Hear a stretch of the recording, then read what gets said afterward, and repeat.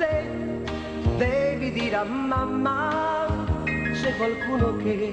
Ma lei chi è, signora, l'altra volta? Vado a chiamarla, ma sto facendo il bagno, non so se può venire. Dille che son qui, dille che importante, che aspetterò. Ma tu hai fatto qualcosa alla mia mamma? Quando chiami tu, dice sempre, dille che non ci sono. Ma dimmi, sai scrivere di già? È bella casa tua?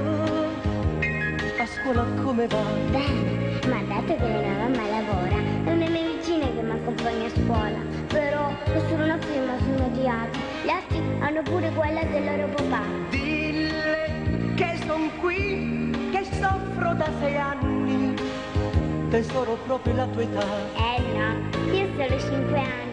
Ma tu la conosci la mia mamma? Non mi ha parlato mai di te. Aspetta, Piange il telefono perché lei non verrà, anche se grido ti amo, lo so che non mi ascolterà. Piange il telefono perché non hai pietà, però nessuno mi risponderà. Estate andata a villeggiare all'Hotel Riviera, ti piace mare? Oh, sì, tanto.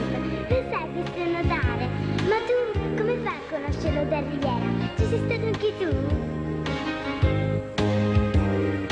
Dille la mia bene quando a tutte e due te voglio bene. Ci vuoi bene? Ma io non ti ho mai visto.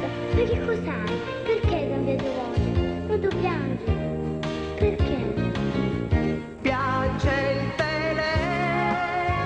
telefono perché lei non verrà, anche se grido ti amo, lo so che non mi ascolterà. Piange il telefono perché non hai pietà, però nessuno mi risponderà.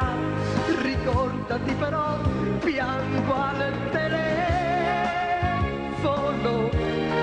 l'ultima volta, ormai è lì perché domani tu lo saprai. Falla aspettare, Sto uscendo. falla fermare, Sei andata via.